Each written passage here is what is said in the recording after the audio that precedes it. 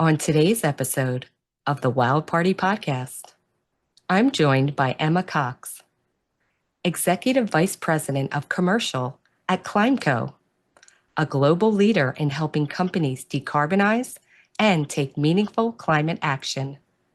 We talk about what terms like offsetting and insetting really mean, how even the smallest business can reduce their carbon footprint, and why Emma believes that sustainability doesn't have to be complicated or boring.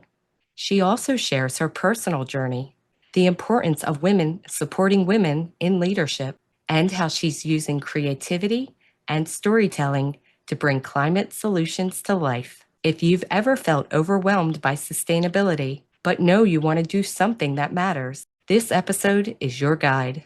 Let's get the party started. Welcome to the Wild Party Podcast, where we celebrate the visionaries behind vegan, ethical, and sustainable business. In each episode, we'll dive deep into their journeys, uncovering the why behind their mission-driven business. I'm your host, Stefanie LaHart. Tune in with me for passionate discussions about overcoming challenges, innovative marketing strategies, and the power of using business as a force for good. So whether you're an entrepreneur seeking guidance or a conscious consumer wanting to support impactful brands, join us as we explore the stories behind the businesses that are changing the world for the better.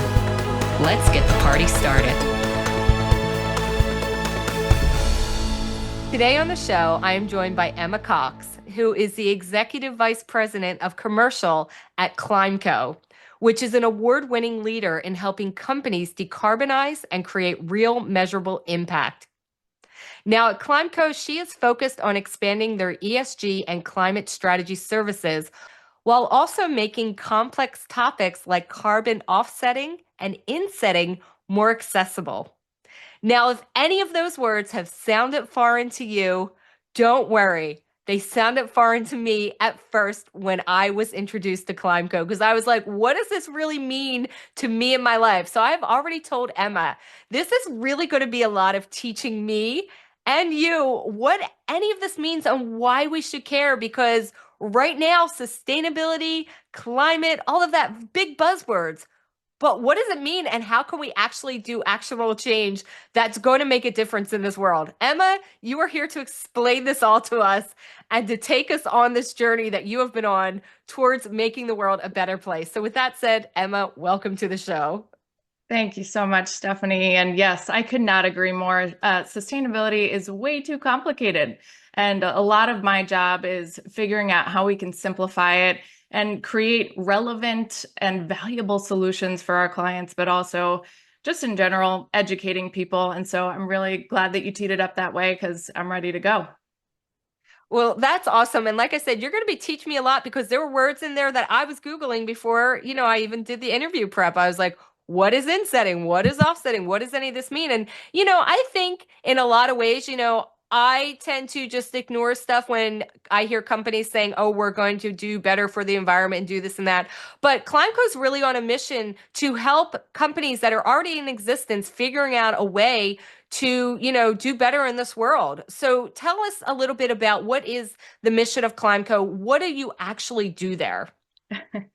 Yes, thank you for asking, Stephanie. And I know just before we talked to, we mentioned this is not an advertisement for ClimeCo, but I wouldn't be here if I didn't believe in our mission and what we're doing, and speak to my background and how I got involved in the space and why I'm doing what I do. But briefly, very briefly, ClimeCo is a global decarbonization company. And what is decarbonization, might you ask? It can mean many different things to many different people, but every company has, every company that cares about the climate has a different take on what that means, right? Because they have a different footprint, they have a different set of goals, set of focus areas, different stakeholders. And so when I first joined ClimeCo, I thought, gosh, we do a lot of things. But now I've realized that that's a huge advantage to us, because it gives us sort of a blank slate to create these very customized solutions for companies. So at ClimeCo, we really just meet companies where they are and try and figure out the right journey for them, depending on what they're looking for. Right. So I'm glad that you mentioned, first of all, that, it's been a personal journey for you as well. Tell me a little bit about Emma and her life and why you care about working in a space which I'm sure, like, when you tell people at a cocktail party what you do, you might get a lot of blank stares. I do, yeah, and it really depends on who I'm talking to. I always have a different answer, which is funny, but I'll start way back at the beginning, which is when I was a little girl. I grew up in a very progressive town in Jamaica Plain, Massachusetts. My folks are still there. I joke that I grew up a child, an only child of two hippie parents, but it's very true. They were they grew up in the 70s, had some crazy stories to tell, but very progressive values, and knew sort of with that upbringing that I needed to do something bigger with my life, focus on something outside of myself, realizing we were moving towards this climate crisis and something needed to be done. So fast forward to my undergraduate years at Columbia University, I thought, gosh, what am I going to do with my life? And I clearly remember, I have a core memory having a conversation with my college advisor and saying, what should I do? And she said, well, what are you going to feel good about waking up every day and going to work for? And man, that really got me thinking about sustainability. And at the time, way back when I was in my undergraduate, Columbia actually didn't have a focus in sustainability. So I had to sort of create it for myself. And so I thought, what has a big footprint and how can I influence that space? And it was cities at the time. So I chose to focus on urban planning, urban studies. How can we affect sustainable change within the development of these cities? And from there, I sort of went to building. And so I, out of college, thought, gosh, what better to do than to join a nonprofit? So I looked up, I think I literally Googled nonprofits in sustainability, and the U.S. Green Building Council came up. And at the time, a lot of us in the sustainability space might remember LEED certification. Us as, just average people walking into a building, you might notice the LEED plaque on a building. And that was sort of the first sustainability certification that really came onto the scene. And I think not only for the green building industry, but for the sustainability industry in general, really did a lot. And so from there, I just learned a lot about how we can affect change in real estate, but also in general. I worked in education, so we held educational events for, sustainability corporate real estate professionals who wanted to learn more about how they could, affect change within their roles, whether they were architects or engineers, how they could, receive their LEED accreditation at the time. So really learned a lot there. But I won't bore you with the whole detail of my career, but in summary, I've really been purposeful in terms of building my career by adding perspective. So, you've noticed the nonprofit side. I also worked in corporate real estate, designing solutions for corporate real estate end users, so occupiers of space or leasers of space. So my career has really been built on building perspective, also in the PR space, tried that a little bit. So similar to you, Stefanie, helped big brands tell their sustainability story in a very authentic way. Authenticity has always been really important to me in the work that we do. And so again, just really grateful to be now at ClimeCo, helping companies build their strategies and find solutions that actually make sense for their business, make it easy for them, right? That's my goal. As I listen to companies every day, hear about their challenges, and then I come back to them with, hey, a solution that will be easy for you to implement, easy for you to convince your stakeholders. And that's my job. I love it. When businesses come to you and they truly do want to, look into building some kind of sustainability into their existing operation or finding ways to offset their carbon footprint, what does that look like? Like, how does that happen? And could you please first explain, or maybe when it's appropriate in the conversation, explain those terms, insetting and offsetting. But like when a company comes to you, well, how do you know how to approach that with them? Because, to Yeah. make a real change that would be significant to them and the world. It's a great question, because I thought, gosh, ClimeCo is driving a lot of carbon offsetting in this space. And I had my doubts about that as a strategy, and there's still a lot of debate about offsetting as a strategy in the space. A lot of folks will claim that offsetting is a band-aid solution. So you can continue to emit as a large emitting company and then purchase offsets as a way to sort of say, hey, we're going to keep doing our thing, but we'll buy offsets as a way to sort of address those concerns. Well, some of that is valid because there are some what we call bad players in this space, right? And ClimeCo is not one of those. So we are very proud of the projects that we invest in and develop. So we invest in everything from industrial projects to nature-based. So when I say industrial, I mean actually putting technology on the smokestacks to remove the greenhouse gas emissions from the atmosphere and destroy them. So I'll give you an example, very technical, we'll try to break it down, but we own the nitrous oxide space. So what is that, you might ask? So nitrous oxide is actually a very harmful greenhouse gas that goes into the atmosphere when high performance plastics are produced. Might surprise you, but there is a way to mitigate that harmful gas, which is actually putting a technology on the stack. It breaks apart the molecule into a harmless nitrogen and a harmless oxygen, and then releases it. To do those types of projects, as you can imagine, it's a large expense. And so those types of projects rely on the voluntary carbon market to fund.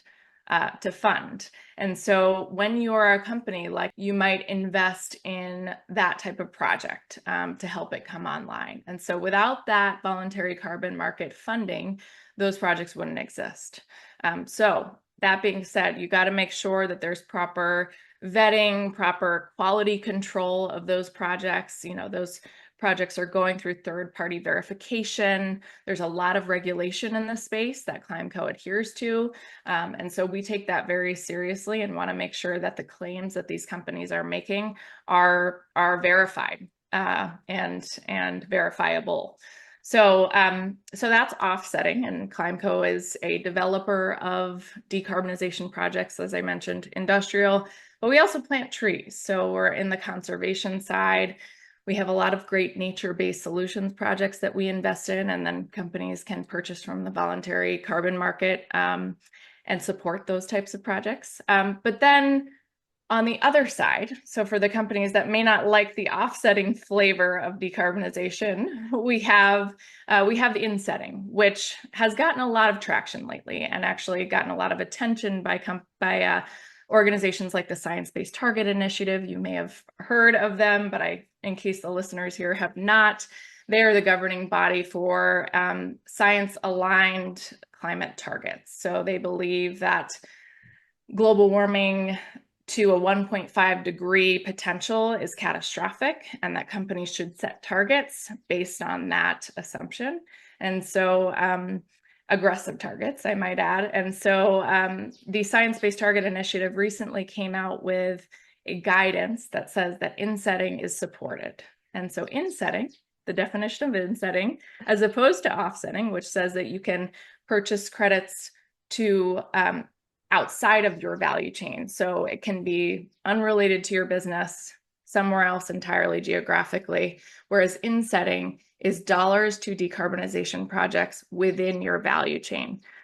So an example of that could be, you have a group of suppliers that are interested in participating in a decarbonization project, and you create a fund for that as the company to fund those supplier decarbonization projects. So we're working with a lot of companies that are interested in doing that, like HelloFresh, they're a meal kit company. And so those are some of the terms that we look to de-jargonize in the space. That makes total sense. Yeah, because, we understand as consumers now and just people who are, I feel like, have grown in knowledge, thank you to the internet, that every action has a reaction. So for everything we produce, there is some kind of, result out there. So we can't ever say that we're going to get to a point where nothing we create or produce is going to have zero environmental impact. We understand that. So I am actually a huge supporter of companies that have looked at their processes and say, well, the way we're doing stuff is kind of the way has to be done, but we will invest in, let's call it the earth upkeep in other ways, which you call offsetting, to at least, try into, I guess, mitigate some of the impact of what we're doing. But if in the end it is making it better in the world, or, planting a tree or whatever, I support that, because I'm like, great, Absolutely. at least we're moving towards, a better future for everyone. So with Yep. that said, you brought up something very interesting. There's specific industries, like maybe, somebody that was producing like a chemical Mhm. compound that would then get released in the air. There was these smokestacks. What specifically does it look like if a company comes to you, they have a huge environmental impact, not, generally very positive? How do you then set up a program or a system for them? Like, what's your first step? Do you look at possible programs that are in existence and say, look, you could then offset through these? Or like, what does that journey look like when a company comes to you? Yeah, thanks for asking that, Stephanie. Yeah, and again, I'll just caveat by saying every company is very different, but you specifically mentioned hard to abate. And I do actually want to and hard to abate, by the way, the definition of that is heavy industry. So companies that have a large carbon footprint, like cement or chemical manufacturing or industrial or steel manufacturing, those are very sort of hard to abate industries. And so it's more with those industries that you look for a balance of solutions, right? Because to your point, there's no way that they're going to completely reduce all emissions. There will be emissions associated with their production. And so it needs to be a balanced approach. So we always recommend, and this is not just a ClimeCo perspective, this is a perspective that I've held for a very long time, but we always approach companies who have goals or are being held accountable by their investors or their stakeholders to goals, that they need to start with what they can reduce first. And so this is where the insetting versus offsetting conversation comes in. Although we do at ClimeCo, for example, have a consulting group that's the starting point for companies. So say a company comes without even a goal. They say, hey, our investors really want us to look at climate action. What can we do? What makes sense for our company? What's attainable? How can you help us? We really just start with a sort of overall gap assessment. We look at sort of what are their hotspots? What are the biggest opportunities for emissions reductions? And so we do a full-on sort of assessment of their operations. Sometimes we conduct what are called marginal abatement cost curves. That's a very technical term, but it's really a simplified definition of that is really just sort of a gap assessment. So looking at what are all the things operationally that make sense for them to tackle now? What is the timeline for those things? What is the investment for those things? And what are the sort of funding available for those things? So we look at government funding in some cases and look at sort of how they can finance those options. So that's always where we start. And then from there, we say, we've done all that we can do. What can we look at in terms of mitigating the piece that you can't address? And so that's when we look at, all right, what are the projects that align with your company's story? So if you're a company that produces botanical, hair care. I noticed you had a guest from a hair care company on recently. And so that company might look at a nature-based project because it's rooted in botanicals, right? And restoring biodiversity and nature. And whereas a company that produces, electronics, for example, they might look to more of an industrial project to support. And so again, we sort of match make them with the right project for their business so that they can also tell a great story that's tied to their business. So a little bit of that insetting, well, maybe it's not directly tied to their value chain, but it is tied to their industry, right? And so there is a connection there that they can speak to. So that's a little bit about how we would go about creating the strategy and bringing that company into implementation. That makes perfect sense. You know, again, there's always going to be a cost for anything we're producing or creating.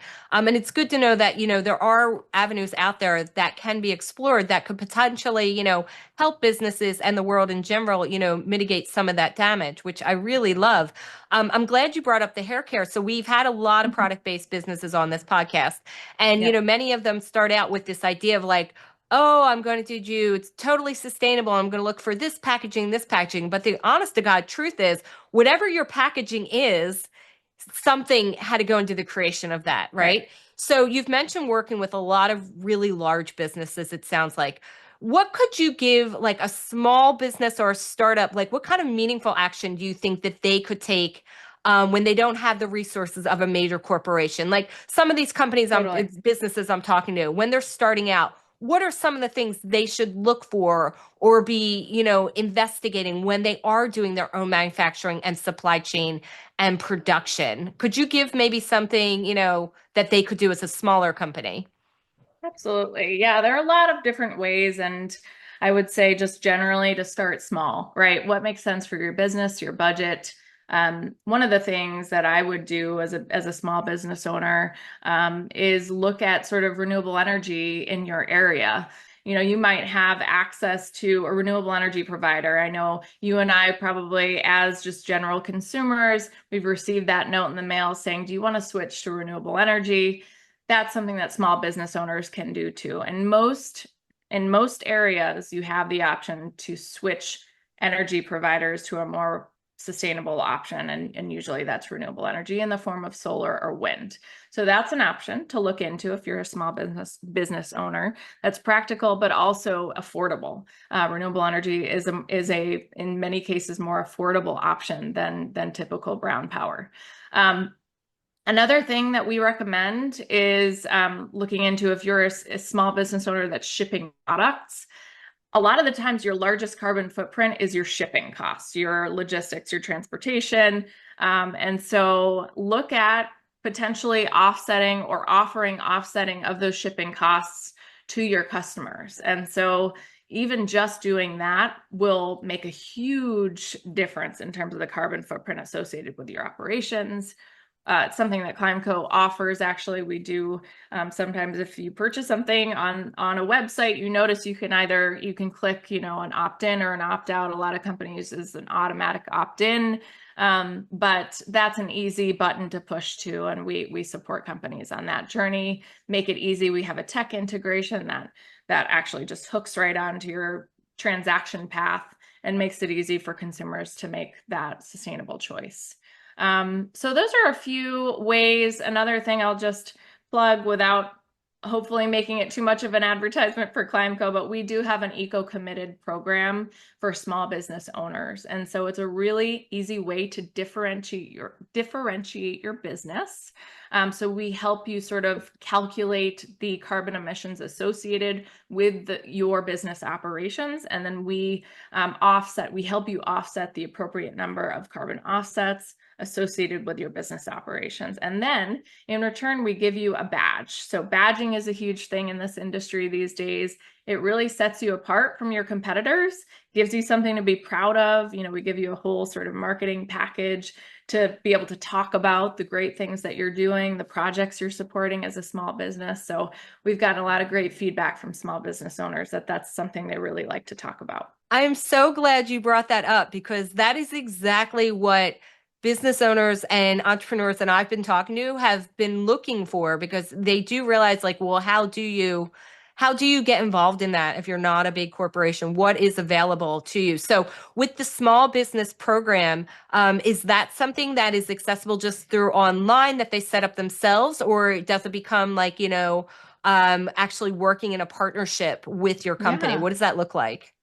We have a whole small business team that becomes your sort of guide to sustainability for small business. So we set you up directly. We're sort of like your in-house consultants. We help you figure out what your footprint is. and decisions to make that are easy for your business, but also figure out what exactly the carbon footprint of your business is, and then empower you to be able to communicate that to your customers. So yeah, it is definitely, to answer your question, Stefanie, an easy button, but also a partnership. We want to make it something that these small businesses are very proud to talk about, and make it theirs. So We love easy buttons. that's right. We do. It's my I mean, job. because listen, it's got to start somewhere. If you feel like it's an overwhelming, daunting task, nobody will get started, which I'm sure is something you come up against all the time. So, what's one of the things that really you feel like is your biggest struggle in, I think, translating the message and the offerings of ClimeCo to the general public? Like, how do you get the word out about what you guys are doing and the impact you make and why it's important? What does the marketing and storytelling look like on that? Oh my gosh, I'm so glad you asked, Stefanie, because I came to this role from a PR and communications role where I worked with big companies, how to tell their stories better. And so when I first came to ClimeCo, I mentioned this at the beginning, I looked at all that we had to offer and I said, oh my gosh, we're doing way too much and it's too complicated. So I had a big task in front of me, and I was excited about it because it's a challenge, but it's an opportunity, right? And so I looked at all these technical offerings that we have, like insetting, like life cycle assessments, like offsetting, like digital carbon solutions. What the heck is that, right? So I looked at all of these concepts and thought, gosh, what if there were a fun way to tell these stories better? And I think this is how you and I first got connected. But we just recently launched a project that's near and dear to my heart, because this was my dream coming to ClimeCo, was to create this series. And so we call this series Insights for Impact. And truly, we created this series on the basis that there was so much complexity in this industry, so much jargon heavy, technical conversation that wasn't helping anyone. And so when you're a sustainability manager at a company and you're trying to convince your leaders and your decision makers to buy into your sustainability strategy, how do you do that when it's so complicated? And so we wanted to create something that was a tool that these sustainability managers could use to have these conversations more easily. And so we took these very technical concepts and we took it upon ourselves to really simplify them and make them into no more than 30 seconds, bite-sized, fun videos that explained these concepts. So we hired this stop motion video producer. His name is Kai Casey. Check him out. He does these stop motion videos, which if you're not familiar with stop motion, it's like claymation. So if you've ever watched Wallace and Gromit, Fantastic Mr. Fox, those are claymation. And what he does is he literally crafts these sets out of paper or paper mache or clay. And he creates these sets where he just slowly moves the objects. And it's really just amazing. And so not only are they short, simplified, but they're fun.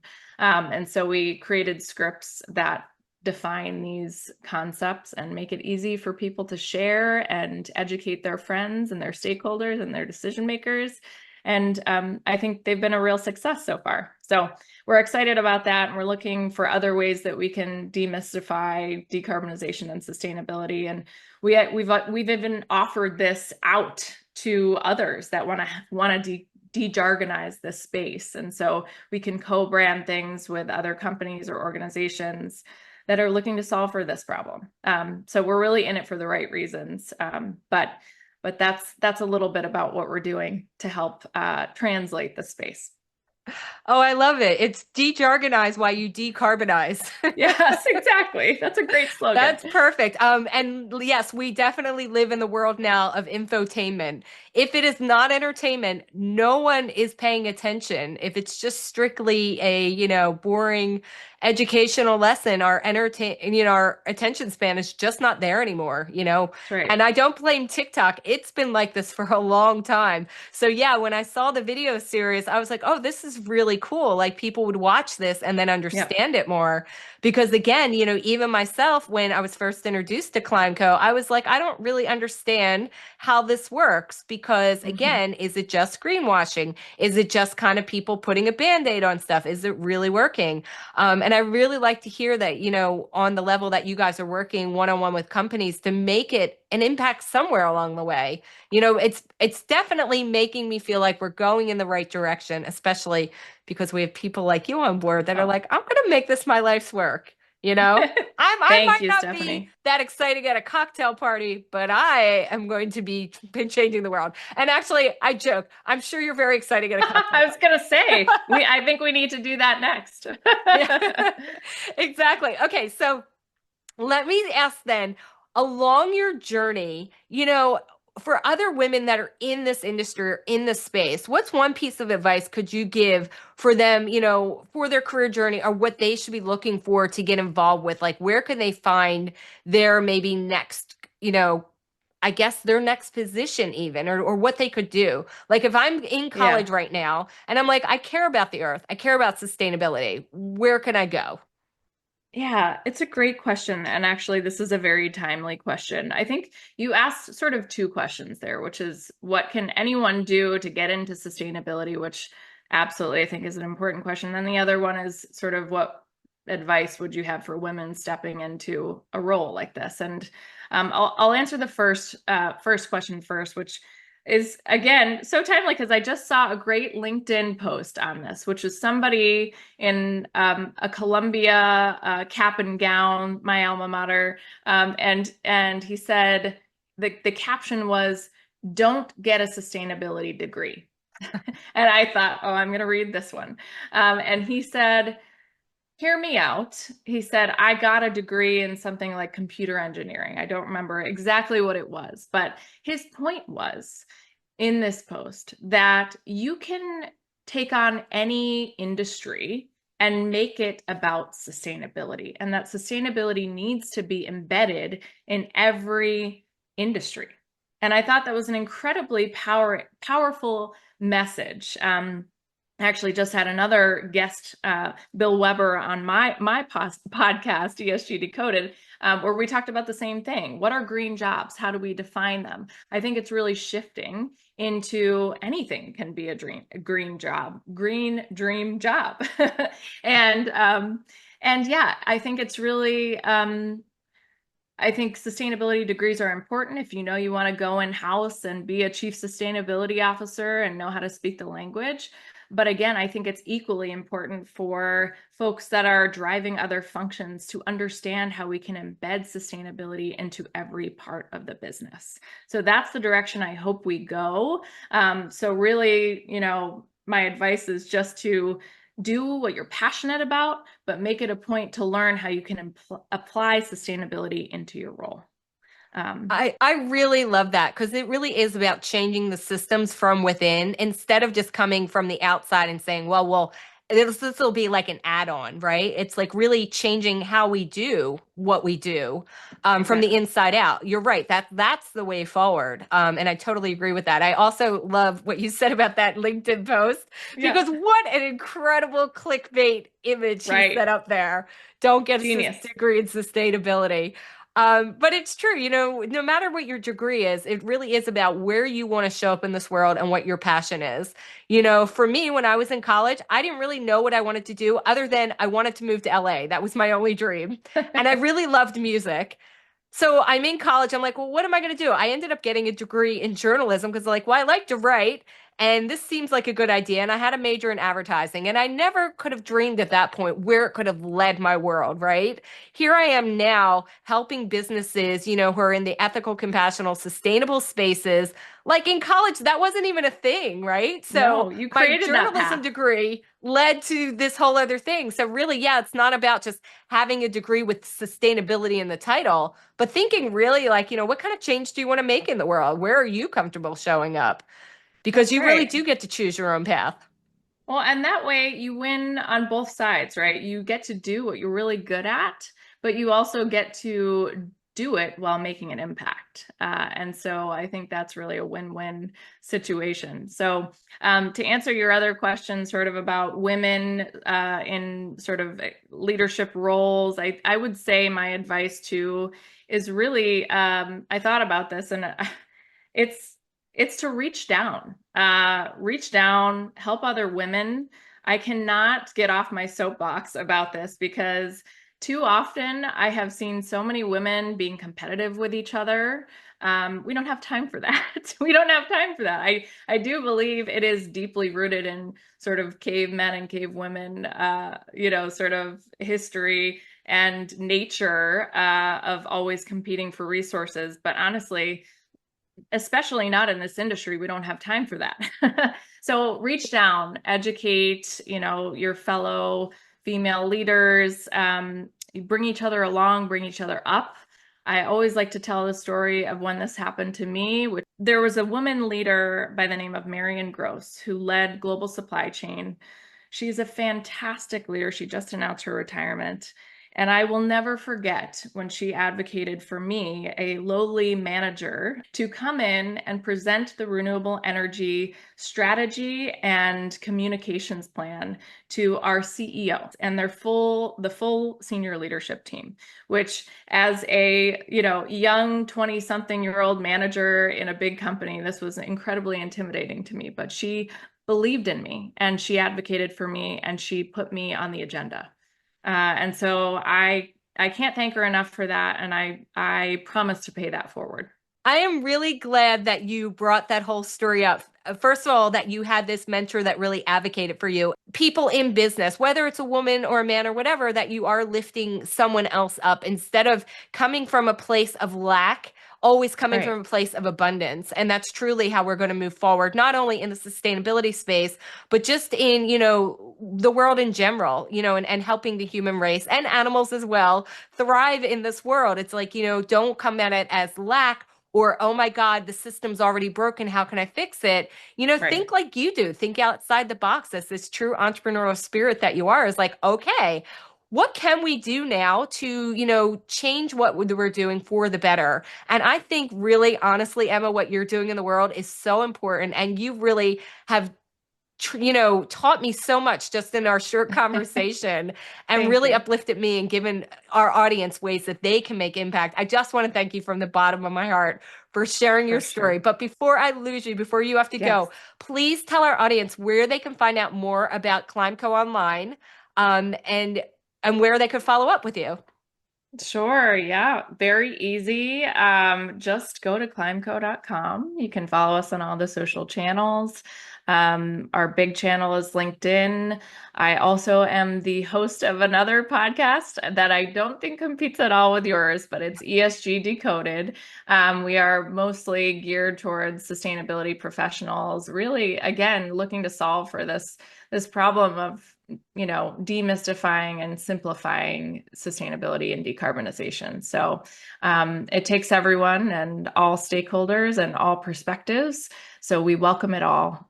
Thank you so much for having me and for giving me the space to use my voice and make an impact, because I truly believe that that's the legacy I want to leave for this planet and for my children to have a future here. So thank you so much. Well, awesome. I can't wait to listen to your podcast. I am a huge podcast listener, and I don't consider anybody to be competition. Everybody's a partnership to me. So that's right. I can't wait to listen to your show as well. Again, thank you for sharing all of your insights and your knowledge and your experience. Emma, it has been lovely to talk to you. And I can't wait to see what else other good you do in this world, because I'm going to keep my eye on you, because I know you're going to do more amazing things. So thank you for being on the show. Thank you so much, Stefanie. Thanks for listening to the Wow Party Podcast. If you're an entrepreneur or professional who would like to be on this podcast, please visit boomtownmarketing.com and click on podcast. We believe that every business has the potential to change the world for good, and we want to support our community to help make the world more ethical, compassionate, and sustainable for all future generations to come.